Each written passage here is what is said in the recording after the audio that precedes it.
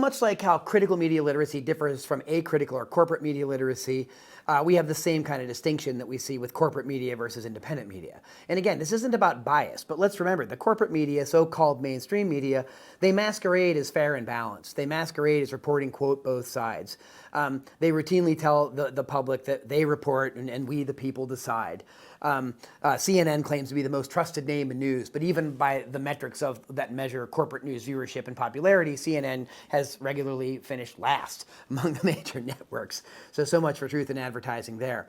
But what we do at Project Censored is we really highlight independent news stories that the corporate media either ignore, or if they do cover it, they distort in what we call news abuse. So one of the things we do through our critical media literacy programs at Project Censored is we encourage people to explore independent media sources. And at projectcensored.org, we have many different sources. It's certainly not exhaustive, but we have many different sources to try to teach people who are not accustomed to looking outside of the box of the corporate frame that they're used to and that people are conditioned to watch maybe growing up, whatever their families or peer groups watch. And even in schools, they rely on like the New York Times or the Wall Street Journal. And look, this is also a quick caveat. It's not to say that the corporate media never report true stories. That's not what we're saying at all. There are many good reporters that work within this traditional establishment media system. However, they are hampered by systemic censorial sort of frames in many ways. There's a certain topics that the corporate media won't cover that the independent press is suited best to cover because that is where their focal points happen to lie. They focus on marginalized communities. They focus on the narratives that the other outlets won't cover. And living in a society like the United States that's incredibly diverse, we need a diversity of viewpoints and a diversity of information if people are going to be meaningfully civically engaged. And I think that that's why we really promote independent media along with critical media literacy, is we want people to think for themselves, and we want them to have a wide variety of information from which to choose so they can make up their own minds about what they think is happening in the world and not have some stuffed shirt talking head in corporate media planting ideas that they can go and regurgitate forever on social media. So in a nutshell, the ultimate goal is to connect this to meaningful civic engagement. A truly independent press is not held to the confines of corporate ownership. Truly independent media is able to bypass any sort of censorship and to really function as that fourth estate, holding people in power to account and functioning as checks and balances on the system. 6 corporations or less control over 90% of what Americans see, hear, and read. Those 6 corporations are linked to and sometimes owned blatantly by weapons manufacturers and defense contractors and special interest groups. Those are the same kinds of establishment organizations that the media is meant to hold accountable. The corporate media has now become the official mouthpiece of defense contractors, weapons manufacturers like Lockheed Martin and Raytheon and General Dynamics. They represent the interest of the big pharmaceutical companies as well, and lobby groups and think tanks like APAC and others, who are funded by sometimes foreign governments like the state of Israel and Saudi Arabia. Other think tanks that we are aware of, like the Atlantic Council, that have very strong ties within corporate media, is funded by NATO. And so this really tells us that we don't have a free press anymore. We have an extremist corporate media beating the drums of war. And this is why it's so important to support independent journalism. The difference is that independent watchdog journalists will present news and information from an independent perspective that holds the ruling class accountable. The algorithms do not work in the favor of independent journalists. And so we have this false, perception that we have a free democratic society. We don't anymore. We are living in an oligarchy, and the way the media acts and the way that big tech acts is in the interest of those war profiteers to ensure that their wars are promoted and that they continue to be able to manufacture consent. However, we are seeing a shift in the way the public is receiving this information, especially right now with the way Israel is committing genocide in Gaza. We're seeing a rise of consciousness. We're seeing people have these awakenings in the way that media is promoting Israel's war on Gaza in a way where the veil has been lifted from the neoliberal class. The moral depravity of the liberal class has been exposed to the masses through this war. And so more and more people are actually turning to independent watchdog journalism outlets like Mitt Press because they're sick and tired of the way the media is promoting an apartheid state. And they're connecting that to previous wars now and saying, maybe what I thought were justified humanitarian interventions, whether it be in Syria or Libya, or maybe sending arms to Ukraine, people are now realizing that these wars were based on lies, and there is really no such thing as a humanitarian war. And the reason why I keep mentioning war as a major thing is because our government and our economy is fueled by the military-industrial complex, and that's what keeps this empire running. When it comes to the idea of free press or independent journalism, I think at some level we've sort of overthought this. Basic journalistic ethos says that journalists are supposed to act independently. And when you have a corporate behemoth who your job and livelihood depend on, it's tough to act independently because you don't want to do anything to upset those power structures. And so, maybe at some level, some corporate media is fine as long as it's balanced by independent media in a society, but that's not where we're at now. Upwards of 90% of our media are controlled by corporate entities. And we've seen historically time and time again that they will suppress, destroy, dismiss, or attack stories that critique their existing power or their wealth. And so that leaves journalists with very little to cover. If they're not going to go after the powerful and they're only going to be able to cover information that doesn't upset those in power, you end up with weak fluff stories. We debate whether or not Donald Trump's tweets are racist and things like that, but we don't actually get at existing power structures within the society. So in that sense, independent journalists are critical. For those of us who are news literate, that's where we go. These are folks, we can depend on who really believe in the art of journalism, really believe in democracy. They use those constitutional protections to inform the public and strengthen democracy. And at some level, we have kind of a quality problem. It's not a problem of creating independent journalists. We're lucky enough in this nation to have a ton of great independent journalists. The problem is really, how do you sift through the nonsense, the din of corporate propaganda, and find those independent journalists? And so that's what we try and do in the critical media literacy space, is say, look, here's how you evaluate these individuals and organizations, and hopefully you'll gravitate toward those who have a record of reporting truth over falsehood. I think independent journalism is the bullhorn for the people. When we have corporate media with their stated biases and their environment that fosters self-censorship, it betrays free speech. It betrays the public's right to know. It betrays transparency in terms of the relationship between power and the people. Independent media is a critical intervention in humanity, in community, in pushing back against these just draconian policies that ruin people's lives. Independent journalists, we're not beholden to the corporate line.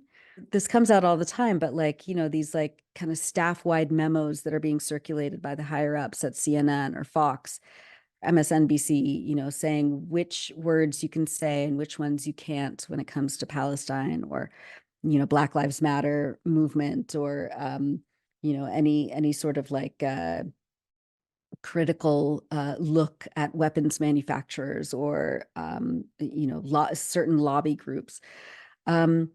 that's just kind of accepted as fact, as you know, like inside the corporate media circles. And if you want to get your story published and you work for one of those outlets, you begin to self-censor. You begin to accept the terms and conditions that these corporate machines have laid out. With independent media, good independent media,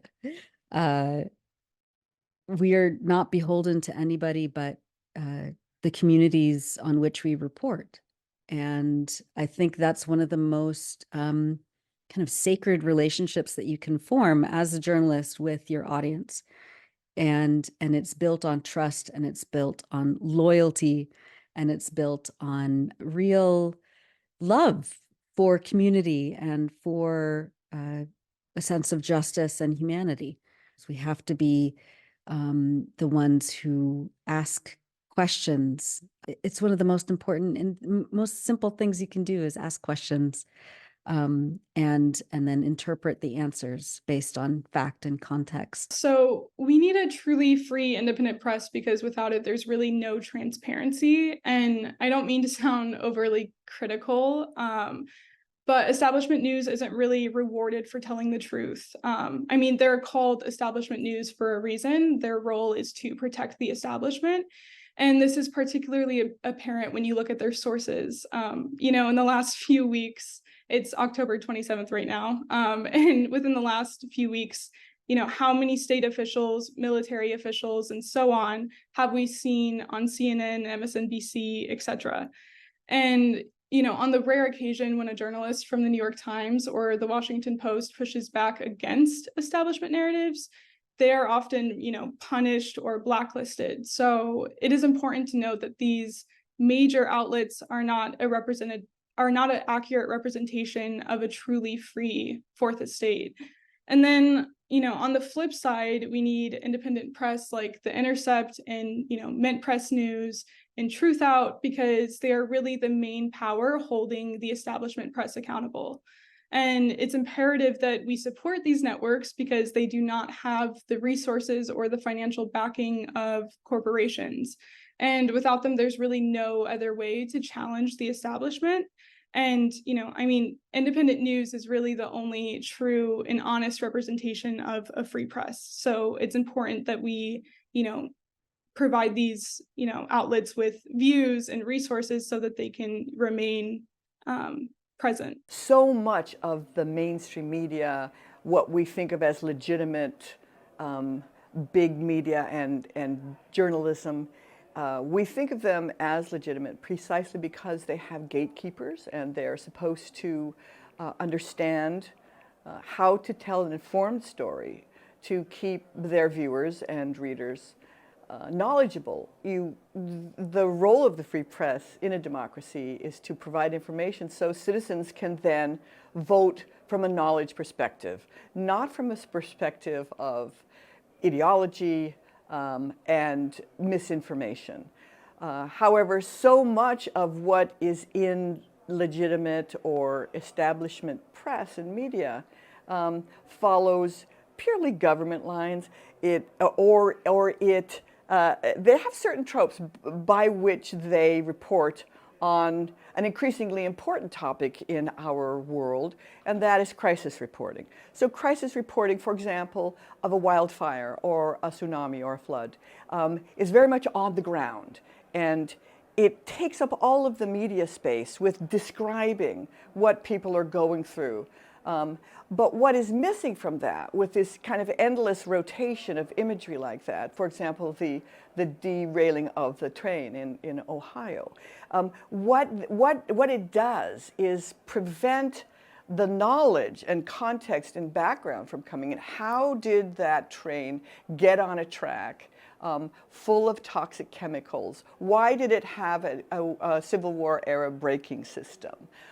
Why didn't it have the protections of the workers who had been trying to tell the public that they were working too long and these trains were unsafe? So all of that regulatory aspect of corporate capture that are really the corporate and political elites that are making these decisions remain hidden from those views of just that kind of reporting, of the accordion's train and the smoke coming out, which begins to look a lot like a horror movie or a disaster movie, which further removes us from a knowledgeable position whereby we know we can apply our politics and our energies toward trying to bring these people to account. My students want to become journalists because they want to do the kind of work that will lead to some just end. Like, you become a journalist not because you want to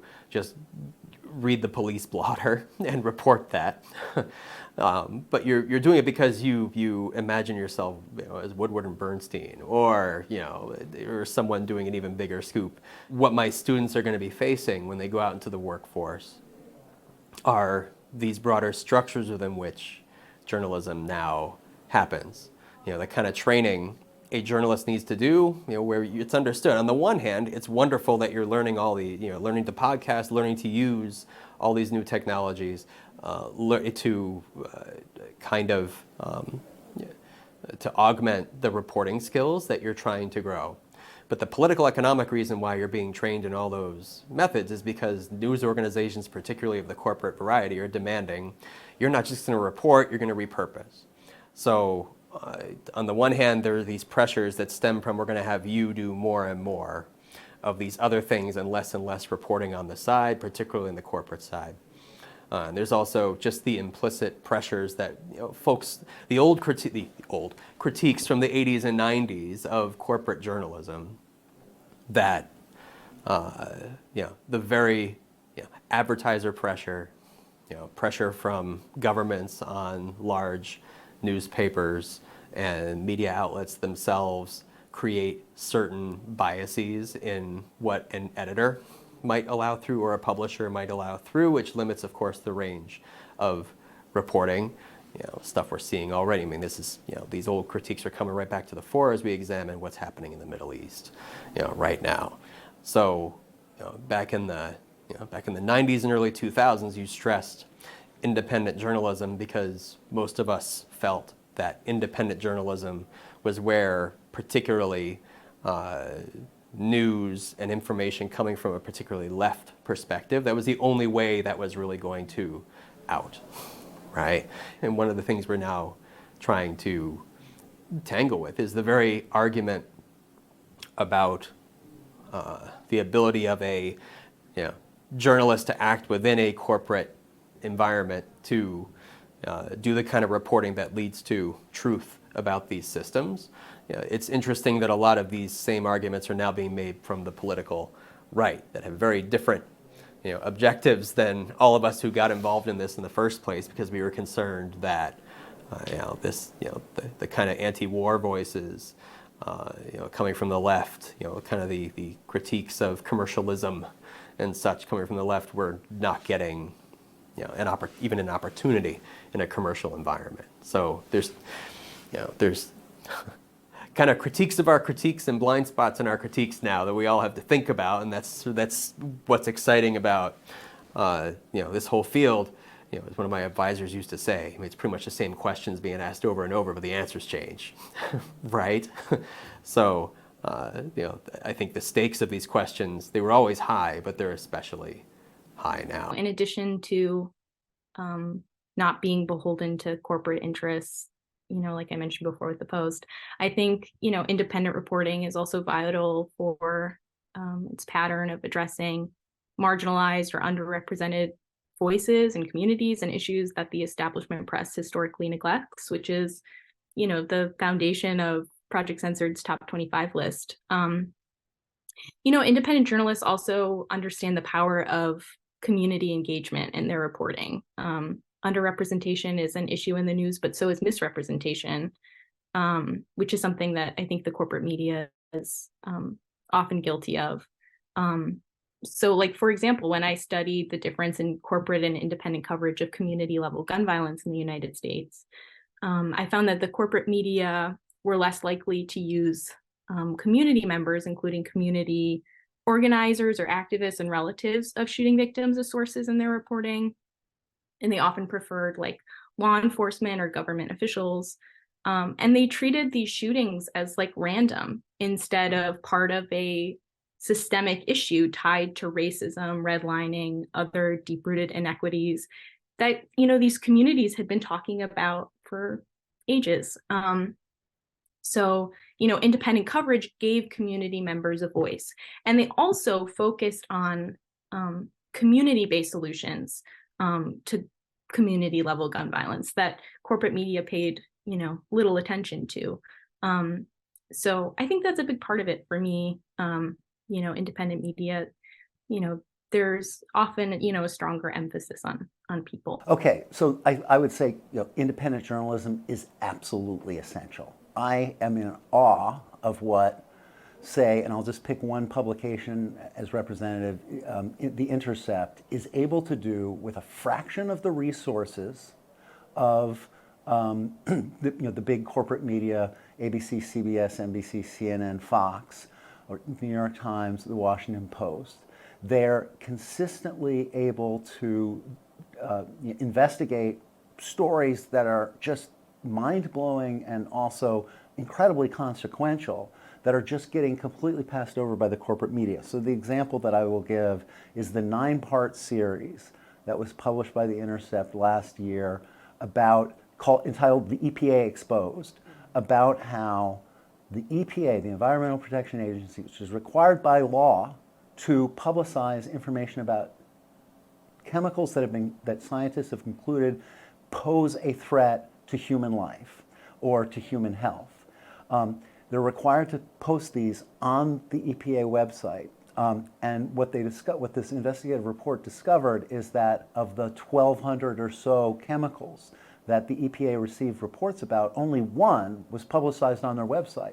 In fact, the EPA's own scientists were having trouble getting these substantial risk reports, finding these substantial risk reports, because they weren't in the databases. And of course, the reason that happened was because under the Trump administration, Trump tried to muzzle the EPA and to censored the website. There were lots of cases of this. But the Biden administration hadn't really done anything about reversing that. After the fact, it took a group of employees of the EPA to bring a lawsuit to force the EPA to disclose this information and to return it to the website. This is a story that the New York Times, the Washington Post, any of the broadcast media could easily have covered. And they had more resources to cover those stories, and they actually have lawyers who could protect the journalists who are doing those investigations, and for whatever reason they didn't. So I think the independent media is important because, first of all, they're not beholden to anyone. They're not beholden to owners. They're usually, in some cases maybe, but they're usually not beholden to big money owners with other business interests. They're not beholden to advertisers. Yes, the reporters for independent news organizations sometimes develop close relationships with sources. That's inevitable for any journalist, but it's not the same kind of Stockholm syndrome, captive, relationship, the relationship of dependency that you see so often with the Washington press corps, where they're utterly dependent on sources in the Pentagon or in the White House, and so they're terrified of offending those sources, for fear of losing access, because that's what their careers depend on. Independent journalists are much more willing, I think, to report stories that might offend the powerful. So for all of those reasons, I think independent journalism and independent news organizations are vitally important. So I was a cable news channel, 24-hour news channel reporter, which was big part of the established media in South Korea. And if you are a journalist for a established media or legacy media like New York Times or Washington Post, you are provided all these fancy accommodation, not always fancy, but really convenient accommodations from government officials, government institutions, and other business corporations, because they want to use you and they want their voices distributed, disseminated by legacy media. So there is this symbiosis between reporters and government officials or business executives, right? So once you are kind of tamed by these accommodations and you are getting familiar with all these famous figures, official figures, and because their voices give you the legitimacy as a journalist, right? So, yeah. So for me, independent media is not only their political ideology, or it's not only the stories they publish, it is also about how they detect and cover and write their stories, because you really have to free yourself from these inner circles and all these accommodations that really affect implicitly, explicitly impact your stories. So yeah, not only politically, but also really logistically, independent media really is about that kind of way. So we all learn in school that democracy requires a free and independent press, but we often don't see this in action.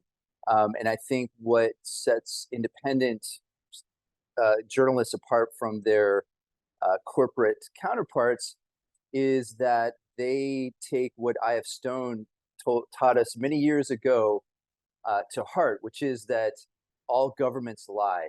And I think it's not just governments that we should be concerned about, but any sort of concentrated power in society, any sort of threat to actual democratic self-governance.